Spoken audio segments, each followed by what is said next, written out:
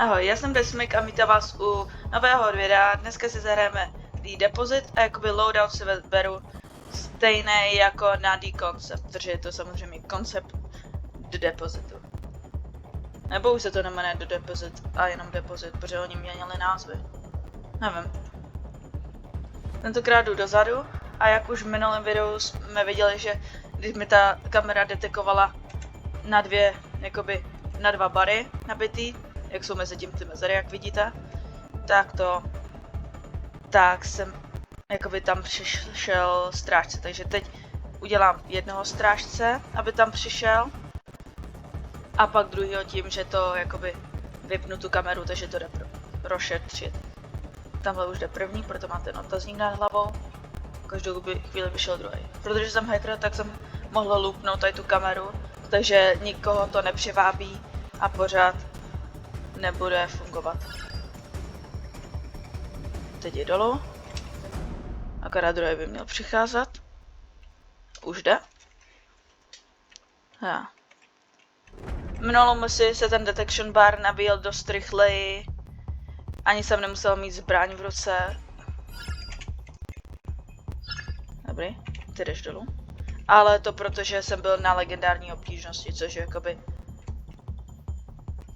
nejtěžší obtížnost. Nemáš mi co říct, taky nemáš co říct a sem nikdo nechodí, takže vás to můžu nechat takhle se povalovat. Tak. Já to nemůžu vejít podle těm senzorům, to bych musel být inženýr, který má C4, abych tady tudy prošel.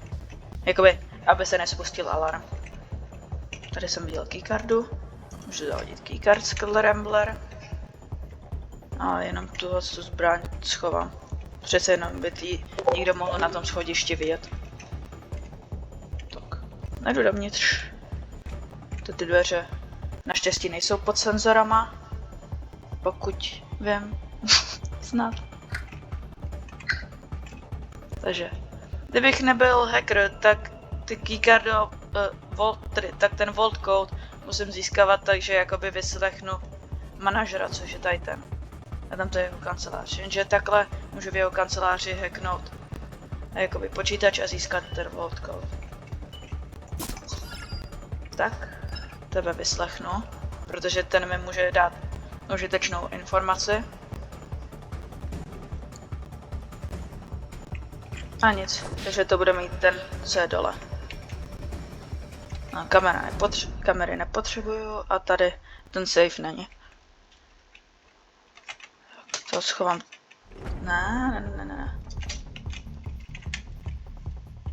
Sakra, já to potřebuji schovat. Sem, tady to nevidějí, protože jakmile otevřu dveře, tak to můžou vidět. Vlastně tady ten guard, tak má vždycky keycardu. Jdeme dál.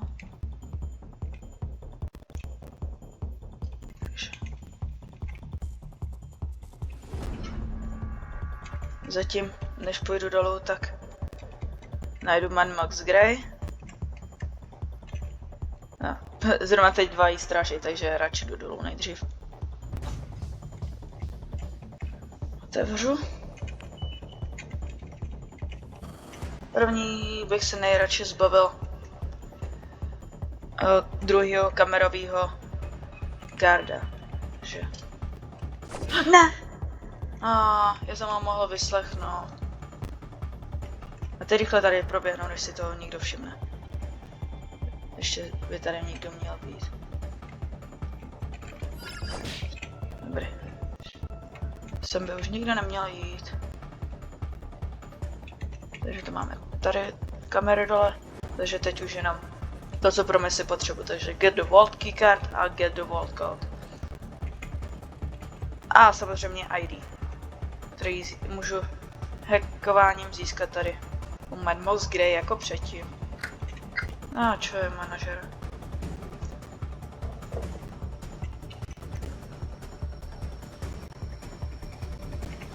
Samozřejmě tady zase jsem trespassing. Tak. To je první věc. Teď půjdu nahoru do manažerovy kanceláře. začnu hackovat.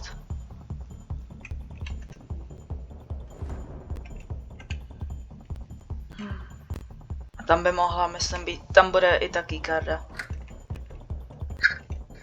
Jo, je tady v tom sejfu.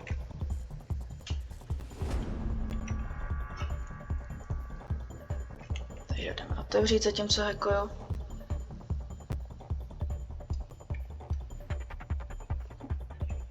Nevýhoda lockpicku je, že pokud s tím přestanete, tak to jakoby musíte celý dělat od znova. Přitom když s vrtačkou nebo drillou něco znova vrtáte, tak to už je tak, jak to bylo předtím.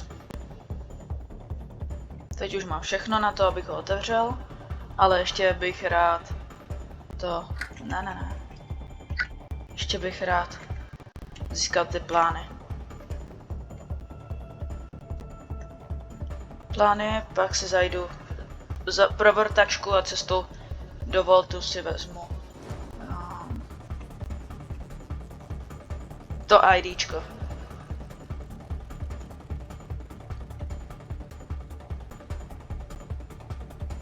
Oproti konceptu, kdy byly archivy po celé budově, tak tady je to všech 5 archivů na jednom místě a na větší obtížnosti tak jsou opatrovníž. Takže vás tam vidí i civilisté a všechno. Protože nemám žádné štěstí, normálně třeba v první a třeba v druhý získám už ty blueprinty a teď už dělám 4. Mám. Ne, to bylo jenom nemusím hackovat.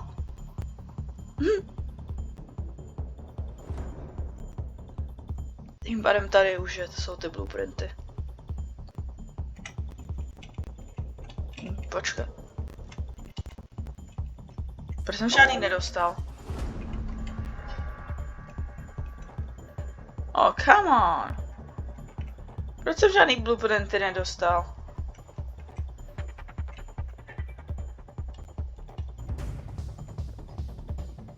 No, tak když jsem nedostal blueprinty, tak to budu muset dělat těžší cestou.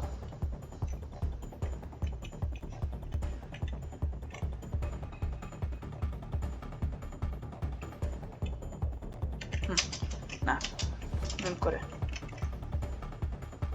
Protože teď, kdybych do toho transformátoru střelil, tak jsem moc daleko, abych tam stihl doběhnout. Protože to střelím od zhora, jak byl ten kamera operátor.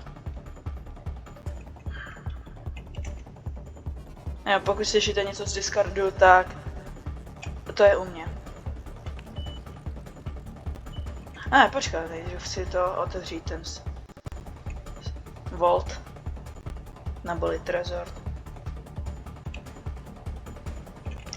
Ne, potom co otevřu, tak tady počkám, protože nějak tak asi 20-30 vteřin, protože by měl jeden stát, pokud jsem už ho nezabil, tak by měl přijít. Škoda, že se to laglo, protože kdyby se to nelaglo, tak bych měl ty plány, hele, už jde.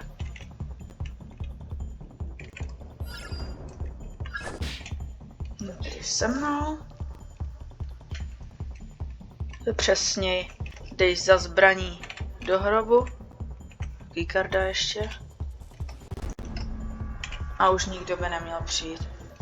Takže tady si to nechám odemčený. Teď vyjdu nahoru.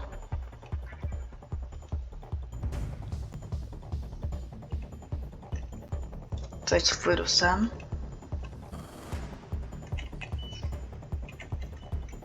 Pokud tady není žádný civilista.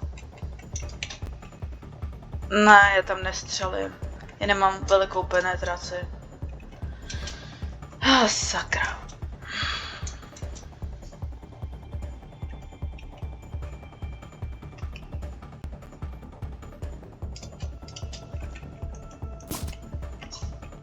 Počkat, já to prostřelím. Ty. Jak to se zpátky? Nic, nepobíhám tady jen tak. Přitom bych měl strážet někde dole a říct, jestli ten safe je otevřený nebo zavřený. Ne. Místo toho tady střílím do transformátoru. Zavřem. Žádný civilista nejde.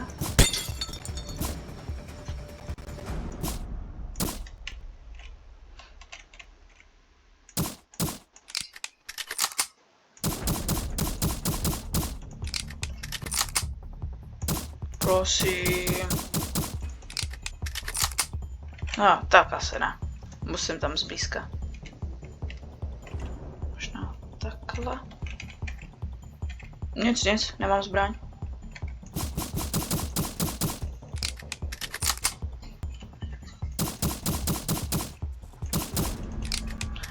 Zničený. Běžím. Mám 40 vteřin.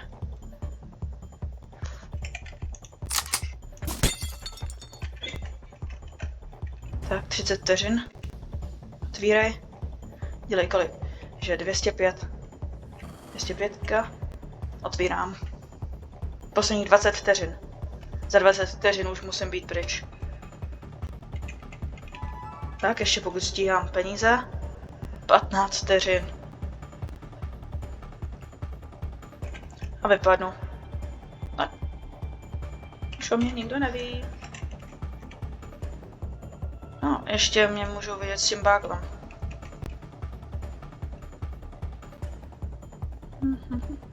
Papa. A znova ujíždíme tohle s tou dodávkou.